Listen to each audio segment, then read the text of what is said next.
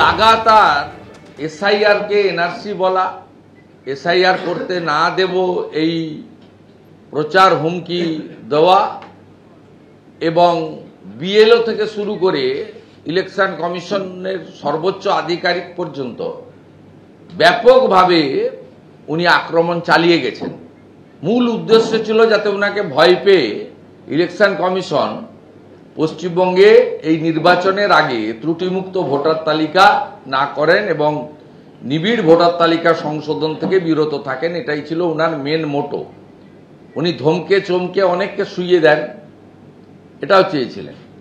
এমনকি যখন দেখলেন না এসআইআর আটকানো যাবে না, তখন সরাসরি বর্তমান সিএস পদমর্যাদার আইএস মনোজ আগরওয়ালকে আক্রমণ করলেন এবং আমরা চ্যালেঞ্জ করলাম 72 ঘন্টার মধ্যে প্রমাণ দিন যদি দুর্নীতি থাকে। সেটা তিনি দিতে পারেননি। যখন দেখলেন মনোজ আগরওয়াল এবং সিওকে বাগে আনা যাচ্ছে না, দুর্নীতির তথ্য শুধুমাত্র আকাশে ভাসিয়ে দেওয়া গেছে, ডকুমেন্ট দেওয়া যায়নি, তখন তিনি বা ওনার ভাইপো জ্ঞানেশ কুমারজি সিইসি তাকে বাপ তুলে আক্রমণ করলেন। তৃণমূল কংগ্রেস এবং মুখ্যমন্ত্রীর বিরুদ্ধে সুর চড়িয়েছেন বিরোধী দলনেতা শুভেন্দু অধিকারী। পাল্টা কি উত্তর দিলেন তৃণমূল কংগ্রেসের সোশ্যাল মিডিয়া সেলের ইনচার্জ দেবাংশু ভট্টাচার্য? দেখুন। যে বিজেপি এত লম্পঝম্প করে এসআইআর চাই, 1.5 কোটি লোকের নাম বাদ যাবে, এই যে সাউথ ইন্ডিয়ান মুভির মতো কদিন ধরে এদের নাটক আমরা দেখছিলাম, আজকে হঠাৎ করে এত নার্ভাস লাগছে কেন বিজেপিকে? পরপর প্রেস কনফারেন্স, পরপর দুশ্চিন্তা, এগুলো কেন দেখা যাচ্ছে বিজেপির মধ্যে? তা আসলে তাহলে কি বিজেপি বুঝতে পারছে সেলফ গোল করে ফেলেছে কোথাও এসআইআর করতে গিয়ে? দেখুন, কয়েকটা সিম্পল কথা। আমরা এনআরসি যে এসআইআর এর মধ্যে দিয়ে যে এনআরসি হচ্ছে, সেই অভিযোগটা যেমন করেছিলাম, সেটাকে সত্যি প্রমাণ বিজেপি করছে। কারণ এসআইআর এর কথা যতবার বলা হচ্ছে, বিজেপি বলছে হিন্দুদের জন্য সিএ আছে। আরে সিএ তো দরকার, এনআরসি করে নাম বাদ গেলে তখন সি এর গল্প আসছিল। এসআইআর এর ক্ষেত্রে সি এর কথা কেন বলছেন তারা? এই শুভেন্দু অধিকারী এরা বাংলার নির্বাচন প্রক্রিয়া, এসআইআর প্রক্রিয়া নিয়ে বিভিন্ন রকম কথা এতদিন বলছে, অথচ এরা এই উত্তরটা দিচ্ছে না যে নিজেরা বাংলাদেশি অনুপ্রবেশকারী বলতে বলতে ব্রাজিলের মডেলকে হরিয়ানাতে ভোটার বানিয়েছে। ব্রাজিলের মডেলকে হরিয়ানাতে ভোটার বানিয়েছে। একই মডেল 25টা জায়গায় ভোট দিয়েছে, শুধু ভোটার তালিকায় নাম নেই। যারা গোটা মহারাষ্ট্রের ইলেকশনটা রিগ করেছে, গোটা হরিয়ানার ইলেকশনটাকে লুট করেছে, লোকসভাতে হেরে যাওয়ার পর নির্বাচন কমিশনকে কাজে লাগিয়ে 4.5 বছরে 50 লক্ষ ভোটার বাড়ার পর 6 মাসে আরো 50 লক্ষ লোক ঢুকিয়েছে, তখন কোথায় ছিল এই নির্বাচন কমিশন? তৃণমূল কংগ্রেসের কর্মী অথচ বিজেপির বিএলএ তোলপাড় জগদ্দল। চাঞ্চল্যকর অভিযোগ, জগদ্দলের আতপুরের 124 নম্বর বুথে সেখানে বিজেপির বিএলএ হিসেবে মনোনীত হয়েছেন নিখিল দাস। অথচ নিখিল দাস কাজ করেছেন তৃণমূলের ক্যাম্প অফিসে। আগে বিজেপি করতাম, কয়েক বছর তৃণমূলের সঙ্গে যুক্ত। বিজেপি আমাকে বিএলএ মনোনীত করেছে সেটা জানি না, এমনই চাঞ্চল্যকর দাবি করছেন 124 নম্বর বুথের বিজেপির বিএলএ নিখিল দাস। জগদ্দলে আতপুরে 124 নম্বর বুথ, সেখানে বিজেপির বিএলএ আদতে তৃণমূল কংগ্রেসের কর্মী। বিজেপির বিএলএ হিসেবে মনোনীত হয়েছে নিখিল দাস। সমীরণ পাল আমাদের প্রতিনিধি রয়েছেন আমাদের সঙ্গে। সমীরণ, কিভাবে সম্ভব হলো বিজেপির বিএলএ হিসেবে মনোনীত অথচ তিনি একজন তৃণমূল কংগ্রেসের কর্মী? একেবারে ঘটনাটি ঘটেছে 21 নম্বর ওয়ার্ড, ভাটপাড়া পুরসভার আতপুর এলাকার 124 নম্বর বুথে। সেখানে দেখা যাচ্ছে নিখিল দাস, তার নাম রয়েছে বিজেপির বিএলএ তালিকায়, কিন্তু নিখিল দাস তৃণমূলের পক্ষ থেকে দাবি করা হচ্ছে 2019 সাল থেকে সে সক্রিয় তৃণমূল কর্মী। যেই সময় অর্জুন সিং তৃণমূল ছেড়ে বিজেপিতে চলে গেছিলেন, অশান্ত পরিস্থিতি তৈরি হয়েছিল ভাটপাড়া পুরসভা এলাকাতে, সেই সময় থেকে তিনি তৃণমূলের সঙ্গে রয়েছেন, কোনোভাবে তিনি বিজেপিতে যোগদান করেননি। কিন্তু আশ্চর্যজনকভাবে তার নাম বিজেপির বিএলএ তালিকায় রয়েছে। বিজেপির পক্ষ থেকে দাবি করা হয়েছে যে সে বিজেপিরই কর্মী। তৃণমূল তাকে ভয় দেখিয়ে তাদের নিজেদের কর্মী বলে বোঝানোর চেষ্টা হচ্ছে, কিন্তু যখন বিএলএ তালিকা তৈরি হয়, বিজেপির পক্ষ থেকে তার নাম এবং নথি পাঠানো হয়েছে এবং সেটা চক্রান্ত করে তৃণমূল তাদের কর্মী বলে দাবি করছে। ধন্যবাদ সমীরণ।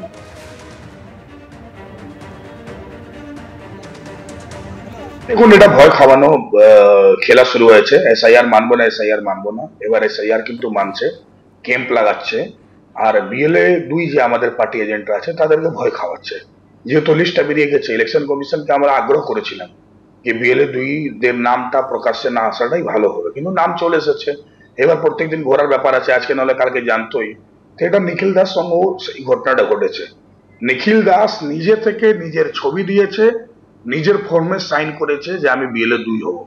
এখন ভয়ে সোমনাথ শ্যামী চিনির ভাই সঞ্জয় শ্যাম পাশে বসিয়ে তাকে যে কথাটা বলাচ্ছে সেও বলছে 100% আমি বলছি, নিজের ছবি দিয়েছে আর নিজে সাইন করেছে বিএলএ 2 কাজ আমি করব।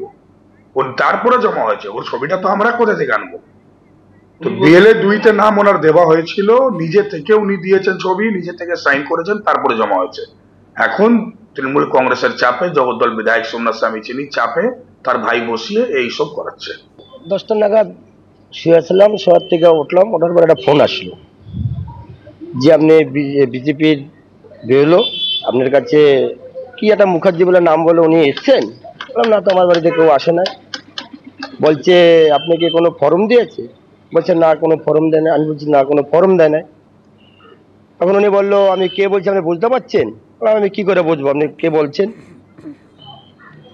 বললো ঠিক আছে, আচ্ছা ঠিক আছে। এই বলার পরেই ফোনটা উনি কেটে দিয়েছে। না না না, আমার সঙ্গে কোনো, আমি ওই বিজেপির ভেতরেও যাই না, কোনো মিটিং মিছিলও যাই না, কোথাও যাই না। আমি টিএমসি করছি 2019-এর পর থেকে, দাদার সঙ্গে আছি। মানে সেইটাই তো আমি ভাবছি, সেটাই তো আমি দাদাকে প্রশ্ন করছি আমার নামটা কি করে আসলো। 4 নভেম্বর থেকে ভোটারদের বাড়ি বাড়ি যাচ্ছেন বিএলও, কিন্তু কোথাও কোথাও আবার অভিযোগও উঠছে, যেরকম বাড়ি বাড়ি না গিয়ে তৃণমূলে বুথ সভাপতির বাড়ির পাশে বসে এনুমারেশন ফর্ম বিলি করছেন বিএলও। এমনই অভিযোগ উঠেছে কালনার কল্যাণপুর পঞ্চায়েতের 172 নম্বর বুথ। আমাদের প্রতিনিধি রানা দাস এই মুহূর্তে রয়েছেন আমাদের সঙ্গে। রানা, এই বিএলও পীযূষ মুর্মু তিনি তৃণমূলে বুথ সভাপতির বাড়ির পাশে বসে ফর্ম বিলি করছেন, কি কারণ? তার নিজের কি যুক্তি?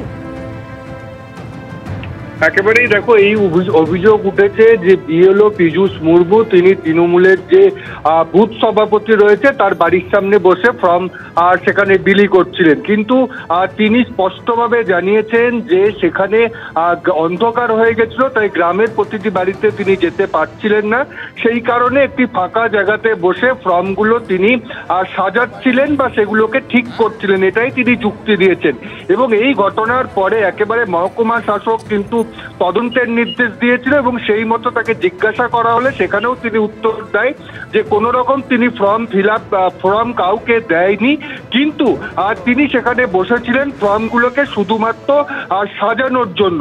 অন্যদিকে তৃণমূলের যে বুথ সভাপতি রয়েছে যার বাড়ির সামনে এই কাজ করা হচ্ছে, তিনি কিন্তু স্পষ্ট জানাচ্ছেন যে গ্রামের সকলের বাড়িতে পৌঁছাতে অসুবিধা হবে, সেই কারণেই বিএলওকে তার বাড়ির পাশেই সমস্ত কাগজপত্র দেওয়া হয়েছিল এবং সেখানে কুপন সিস্টেম করা হয়েছিল।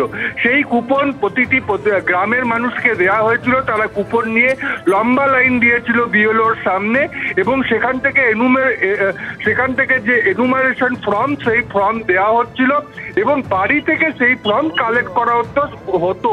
সেটা কিন্তু তৃণমূলের বুথ সভাপতি বলছে, তবে সেটা স্বীকার করেনি বিএলও বলছেন তিনি বসেছিলেন, তবে কোনো ফর্ম তিনি ফিল আপ করেননি। বিএলও তিনি বলছেন যে তিনি বাড়ির পাশে বসেছিলেন এবং ফর্ম ঠিক করছিলেন, সেখান থেকে ফর্ম বিলি করছিলেন না। তৃণমূল কংগ্রেস তাদের কি বক্তব্য শোনাবে এবং অবশ্যই কটাক্ষ করেছে বিজেপি, গোটা ঘটনা নিয়ে তাদেরই বাকি বক্তব্য শুনুন।